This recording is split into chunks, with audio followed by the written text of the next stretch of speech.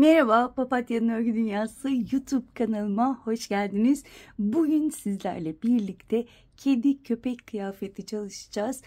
Ben gerçekten çok beğendim. Çok severek videoyu çektim ve Behlül'ün üzerine giydirdiğimde inanılmaz güzel durdu. Genelde kediler bunları pek sevmiyor ama köpeklerinizle rahat rahat yapabilirsiniz. Benim kedim 5-5,5 kilo arasında, ona göre uyarladım. Diğer kedim ise 2,5-3 kilo civarında, ona da küçük yaptım arkadaşlar. Bunu nasıl ayarlayacağız derseniz, ben de aynı anlattığım gibi sizlere uyguladım. Şu lastik kısmına başlamadan önce zincirinizi çekin. Kedinizin, köpeğinizin boynunu ölçün. Daha sonra hemen şöyle göstermek istiyorum. Çünkü ben de sayı ile yapmıyorum, ölçerek yapıyorum. O yüzden size de böyle anlatacağım. Bakın, boynuna göre yaptınız. Daha sonra buraya sık iğneler gidiyoruz. O sık iğneleri kedinizin, köpeğinizin ensesini yarıya kadar kapatacak şekilde olması gerekiyor. Şöyle bakın. Şu şekilde yarıya kadar kapattıktan sonra zaten arttırmalarımızı yapıyoruz. Hemen tekrar ölçüyorsunuz beline. Tam şöyle yarım beline gelmesi lazım şurası. Belinden sonra da hemen kuşağı yapıp eksiltmelerimizi yapıyoruz. Ölçe ölçe yaptığınızda eminim ki inanılmaz güzel kıyafetler yapacaksınız. Bunu rengarenk de yapabilirsiniz. Ben elimde olan artık iplerle yaptım. Çok güzel oldu bu renklerle de. Zaten Behlül beyaz, gri ve kırmızı güzel yakışıyor. Resmini de çekmeye çalışıp eklemeye çalışacağım buraya. Diğerine de bitlere de şunu ördük. Onu da giydirip göstereceğim. Hemen bu kullandığım ipi göstermek istiyorum. Yıllar önce almıştım ve ben ne duruyordu bu? Neyde kullandım hatırlamıyorum ama artmış bir ip. Bir yumaktan birazcık azdı ve bu kadar kaldı arkadaşlar. Çok ip yemiyor. Bir yumak elinizde varsa yeterli olacaktır. Kullandığım tığ numarası ise 4 milimlik tığ. Çünkü birazcık orta kalınlıkta, çok ince olmayan bir ip kullandım. Ama eğer sizler elinizde ince bir ip varsa size muhakkak ölçüleri veriyorum. O ölçülere göre örebilirsiniz. Biliyorsunuz ki ölçüler benim için daha önemli. Hemen boyunun ölçüsünü vermek istiyorum ve enini. Şöyle hemen kaç, 39 santim arkadaşlar. Şöyle kuşağı saymayalım. Hemen orta bölüme bakıyorum. 28 santim. Kuşağı zaten ölçerek yapacaksınız ama onu da ölçmek istiyorum. 15 santim arkadaşlar. Bu ölçülere göre yapabilirsiniz.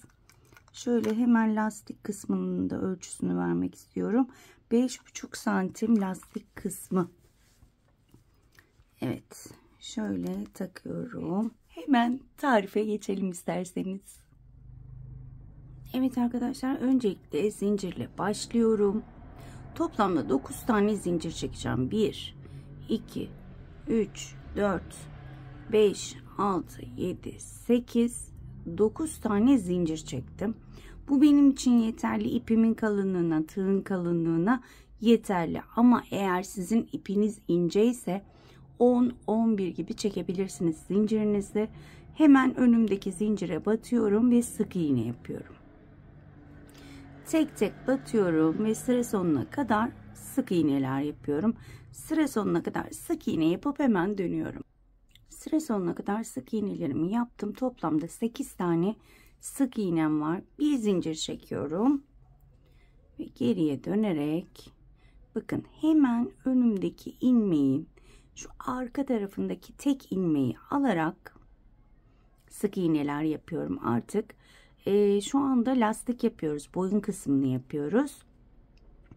Ve boyun kısmı, lastik kısmı bitene kadar her dönüşte bu şekilde arkadan ilmekler alarak sık iğneler yapıyoruz. Bu şekilde. Döndüm. Bakın, arkadan ilmek alıyorum. Sık iğne. Hep arkadan batıyorum. Bu şekilde ölçümleri nasıl yapabiliriz? Ölçümleri ben 2 tane kedim olduğu için boyunlarını ölçerek yapıyorum. Ama şu anda benim yapacağım Behlül'ün boynunu ölçtüm. 25, 24, 25 santim kadar bu şekilde öreceğim. Çünkü Behlül biraz iri kıyım olduğu için o 25 santime kadar büyük öreceğim. Boynu kalın çünkü. Ama diğer Bihter, şöyle hemen diğerini göstereyim. Şunu 22 santim yaptım. Yani ideal kedi boyutu zaten Bihter gibidir. 22 santim yeterli olacaktır. Yine de kediniz yanınızdaysa ölçün derim ben. Evet, ben bu şekilde lastiğimi öreceğim. Daha sonra yine devam edeceğiz arkadaşlar. Evet arkadaşlar, ben toplamda 43 sıra ördüm. Hemen size bir ölçü de vermek istiyorum. Şöyle metromu alayım. Yine gittim Behlül'ün boynunu ölçtüm. Tam geldi. Evet, tam 25 santim örmüşüm. Dediğim gibi benim kedim şu anda 5-5,5 kilo. Bu şekilde boynu kalın olduğu için, ama sizin kediniz böyle minyon bir kedi ise 21-22 santim yeterli olacaktır. Bunu da baştan hatırlatayım. Evet. Şimdi burada hemen ipimi kesiyorum. Bir zincir çektim, ipimi kestim ve artık beden bölümüne başlayabiliriz. Şimdi hemen ipimi alıyorum. Şimdi eğer siz bu bölüme düğme takmayacaksanız direkt bu bölümü ipi kesmeden kapatabilirsiniz. Bu şekilde de çalışabilirsiniz. Ama ben takacağım için şöyle bir ölçüm yapıyorum. Şöyle baktığımda, şöyle yana geldiğinde nereden devam etmesi gerekiyor, o şekilde ayarlayacağım arkadaşlar. Şimdi şöyle kedinin yan bölümü gelse, şöyle yapsak. Evet. Şimdi bakın. 1, 2, 3, 4, 5. 5.'den başlayabilirim. Şöyle ters olacak. 1, 2, 3, 4, 5. 6'dan başlıyorum. Şöyle hemen buraya sabitledim ipimi. 6'ya. 6. sık iğneye sabitledim. Daha sonra tek tek batarak şöyle sık iğneler yapıyorum. Şimdi ben burada 26 tane sık iğneyi yapma planındayım. Benim kedim iri kıyım olduğu için nerelere batacağız derseniz, bakın iç bölümü dış bölümü birer tane oluyor. Bakın bir iç bölüme batıyorum, bir dış bölüme batıyorum. Bu şekilde 26 tane sık iğne yapacağım ben. Eğer sizlerin küçükse 21-22 yeterli olacaktır. Ben bu şekilde tek tek batarak 26 tane sık iğne yapıp hemen dönüyorum. Evet, toplamda 26 tane sık iğnemi yaptım ve artık arttırmalarımıza başlayacağız. Burada bir zincir çekiyorum ve hemen önümdeki sık iğneye 1, 2. Daha sonra tek tek batarak sık iğnelerimi yapıyorum. Bu şekilde. Sıra sonuna kadar devam edelim. Sıranın sonuna geldim. Bir tane sık iğnem kaldı. O sık iğneye 1, aynı sık iğneye batıyorum 2. Yani bir tane başta arttırma yaptım, bir tane sonda arttırma yaptım. Şimdi bir zincir çekiyorum. Bu sırada arttırma yok. Bir sırada arttırma yapıyoruz, bir sırada arttırma yapmıyoruz. Bu sıram benim arttırma olmayan sıram. Hiç arttırma yapmıyorum. Her bir sık iğneye bir sık iğne yaparak devam ediyorum. Evet, bu bölümde bakın son sık iğnem kaldı. O sık iğneye bir tane batıyorum. Bu sıramda arttırma yapmadım. bir üst sıraya çıkıyorum. Bu sıram benim arttırma sıram.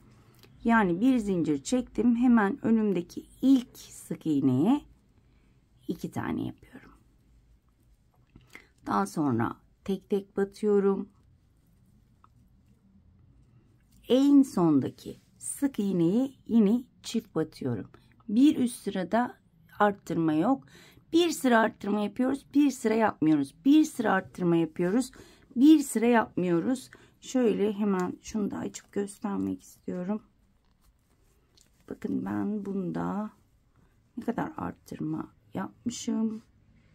Şu 2, 4, 6, 8, 10, 12, 14, 16, 18, 20, 22 sıra arttırma yapmışım arkadaşlar. Ama gördüğünüz gibi bu minik Bihter'in Behlül'ünkini ölçerek şimdi bakacağım. O yüzden net bir bilgi veremiyorum size. Ama ikisinin de ölçülerini vereceğim. Eğer kediniz minyonsa bunu yaparsınız. Benim gibi iri kıyım Behlül'ünüz varsa bunu yaparsınız. Ben şimdi bunu bu şekilde bir sıra arttırıp bir sıra arttırmadan devam edip hemen dönüyorum. Evet arkadaşlar, ben toplamda 23 sıra ördüm. Şöyle 2, 4, 6, 8, 10, 12, 14, 16, 18, 20, 22, 23 sıra ördüm. 3 sıraysa hiç arttırma yapmadan ördüm. Yani 23 sıra arttırarak ördüm. 3 sıra arttırmadan ördüm. Ve yine bir ölçü vermek istiyorum. Şöyle 13 santim örmüşüm arkadaşlar toplamda. Şimdi artık bakın şunu hemen ölçmek istiyorum. Bunu daha ince iple ördüğüm için farklılık gösterebiliyor. Bunu ne kadar örmüşüm?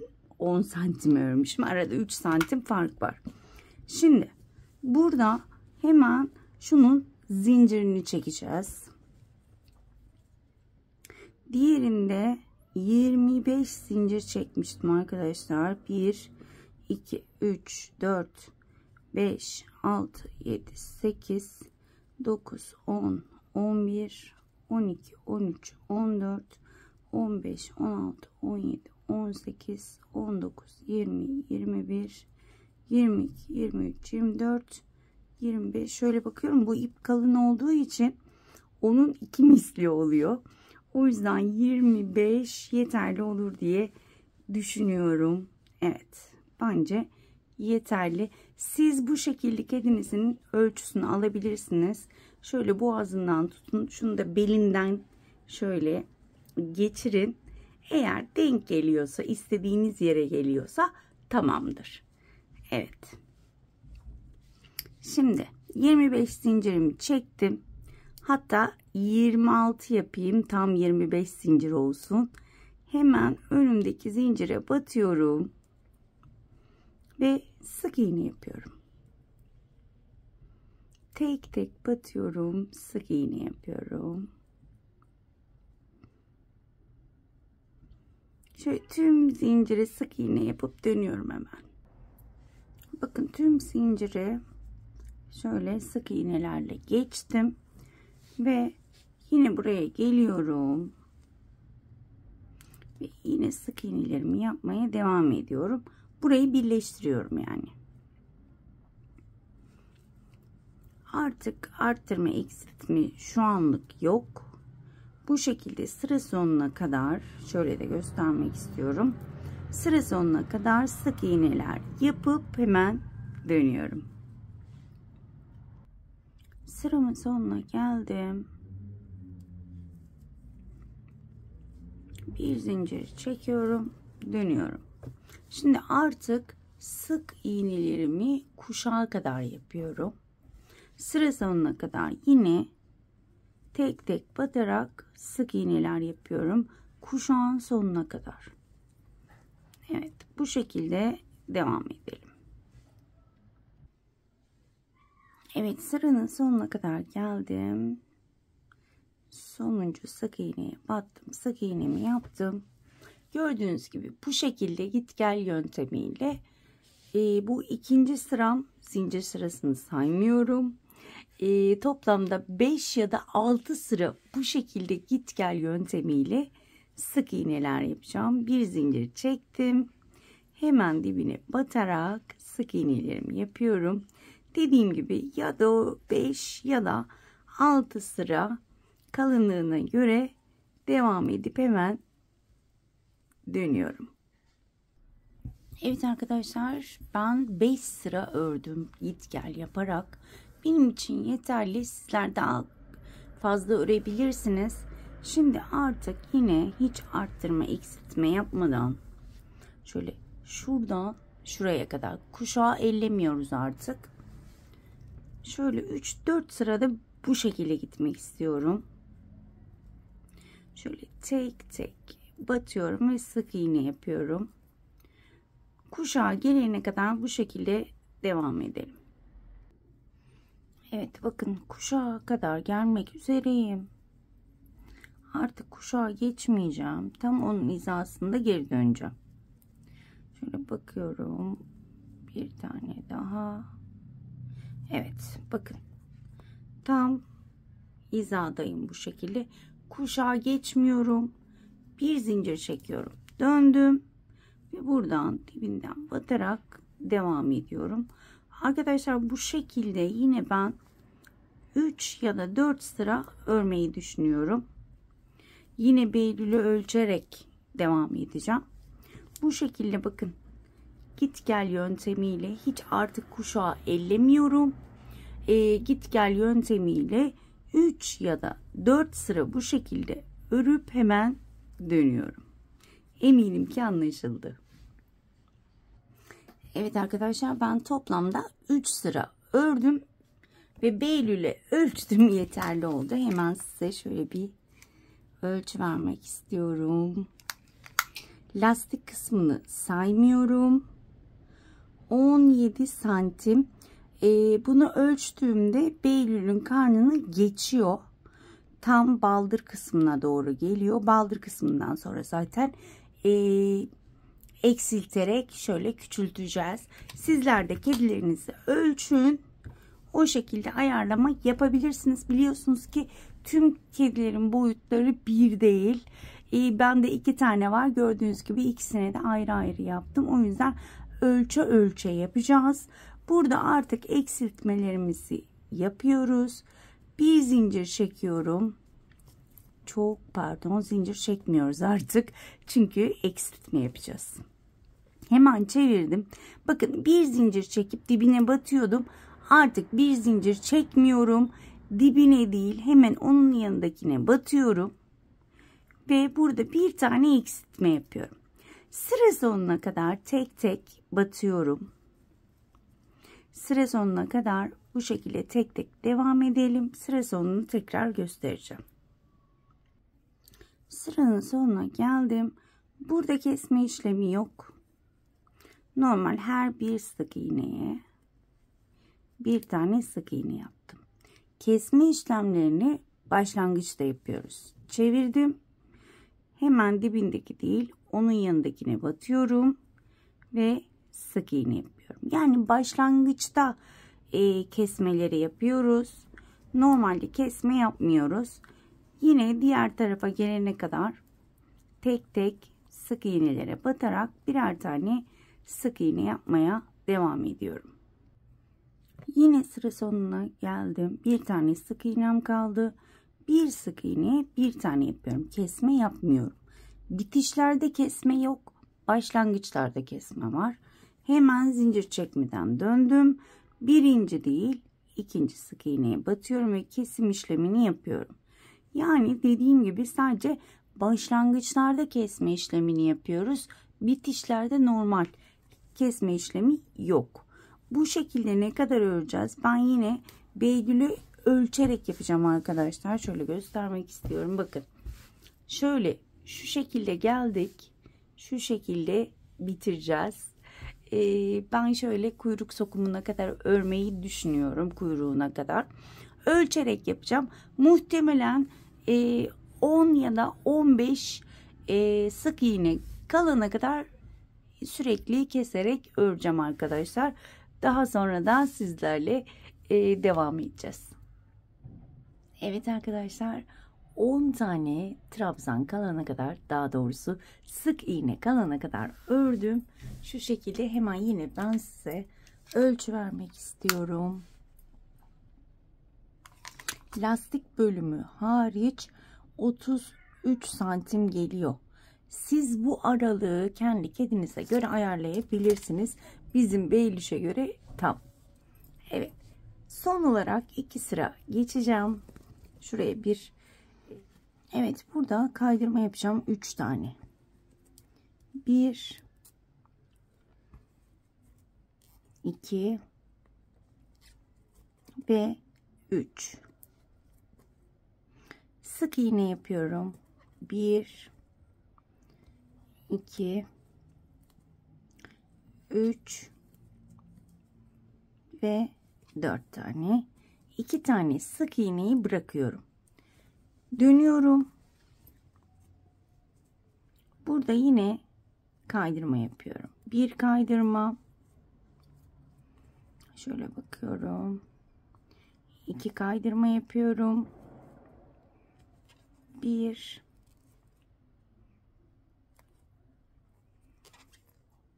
2 tane sık iğne yapıyorum ve şöyle bitiriyorum.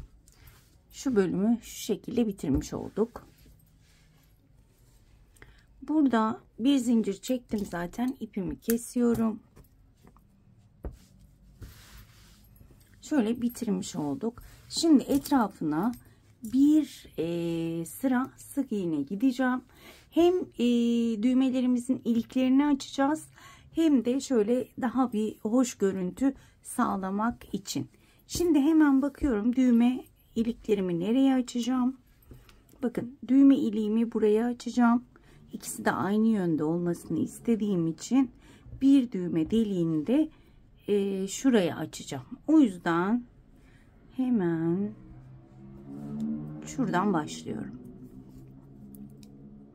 İpime bir düğüm attım. İlk sıradan başlıyorum. Şimdi buraya bir sık iğne yaptım. Hemen arkada artık ipimi yürütüyorum. İkinci sık iğnemi yapıyorum ve burada 1 2 3 tane zincir çekiyorum. Bir tane sık iğne atlayıp ikinci sık iğneye battım ve tüm sık iğne tepelerine şöyle batarak sık iğne yapıyorum. Şöyle sonuna kadar gidelim. Evet. Bakın, şuraya minicik bir ilik açtım kendi düğmeme göre. Sizler ne kadar büyüklükte düğme takacaksanız düğmenizi içeriden geçirin. Hatta şöyle göstereyim size. Ben şöyle kırmızı bir düğme ayarladım. Şu düğmenin geçeceği kadar 3 tane yeterli olacak benim için. Sizler kendi düğmenize göre ayarınızı yapın. Şöyle dönüyorum. Bir zincir çekiyorum. Ve bakın. Şöyle tek tek batıyorum. Şuralara. Zaten sık iğne yerlerimiz belli burada da. Bakın, dış, iç, dış, iç. Bunlara birer tane yapmamız yeterli olacak. Şöyle tek tek batıyorum. Ve sık iğnelerimi yapıyorum. Şuraya gelene kadar devam edelim. Evet. Bakın, şöyle geldim. Tam şu bölüme geçecekken şöyle bakın, hemen şuraya da batalım. Şurada bir açıklık olmuş. Evet. Düzgün bir geçiş sağlamak için hemen dibine değil de onun yanındakine batarak geçiş yapıyorum ki şurada bir boğum oluşmasın. Daha sonra tek tek, burası daha kolay. Zaten belli, bakın şurada hemen delikler var. Onları bata bata sık iğnelerimi yapıyorum. Nereye kadar yapıyorum? Hemen şöyle göstereyim. Şu bağcığımıza kadar gelelim. Daha sonrasında yine beraber çalışacağız. Evet, bakın tam kuşağa kadar geldim. Bu kuşakta bakın hemen şuraya batmam gerekiyor ama buraya batmıyorum. Hemen karşısına batıyorum ve sık iğne yapıyorum ki burada bir boğum oluşmasın. Bu şekilde kuşağın tepesine kadar batıp tepesinde ilik açacağız çünkü kuşağın tepesinde düğme iliğimiz olacak. Kuşağın tepesine gelene kadar bu şekilde tek tek her bir sık iğne tepesine batıp sık iğne yapıyorum. Kuşağın tepesine gelmek üzereyim ve şu an kuşağın tepesindeyim. Burada 1 2 3 4 5 6 7 hemen şöyle bakıyorum. Şöyle yaptığımda hemen takacağım düğmeyi şu şekilde içinden geçiriyorum. Evet, geçiyor. 7 tane zincir yeterli. Hemen şöyle karşıya geçiyorum. Buradaki en son sık iğne tepesine batıp kaydırma yapıyorum. İliğimi açmış oldum ve daha sonra yine sık iğnelerime devam ediyorum. Bundan sonrasında ilik yok. Aynı şekilde sıra sonuna kadar devam edeceğiz. Şöyle hemen bir göstermek istiyorum. Bakın. Şöyle şuradan ilik açarak geldik. Şöyle kuşağa ilik açtık. Şu şekilde geleceğiz. Ve yine şu şekilde şurada bitireceğiz arkadaşlar. Şurası bizim bitiş noktamız. Buraya kadar sık iğne ile gelip bitirelim. Daha sonra da düğmeleri dikeceğiz. Evet arkadaşlar, ben sık iğne sıralarımı bitirdim. Şöyle gördüğünüz gibi gerçekten çok şık oldu. Hemen şöyle ikiye katlıyorum. Ve hemen şu bantı da şu şekilde. Diğerini de şu şekilde. Evet. Şimdi ben 2 tane düğme seçtim. Şöyle kırmızı griye çok yakışır diye düşündüm. Hemen şuraya büyük düğmemi dikeceğim. Diğer tarafa ise hemen burayı dikeceğim. Eğer burada açıklık kalıyor derseniz hemen buraya dikebilirsiniz. Şöyle göstermek istiyorum.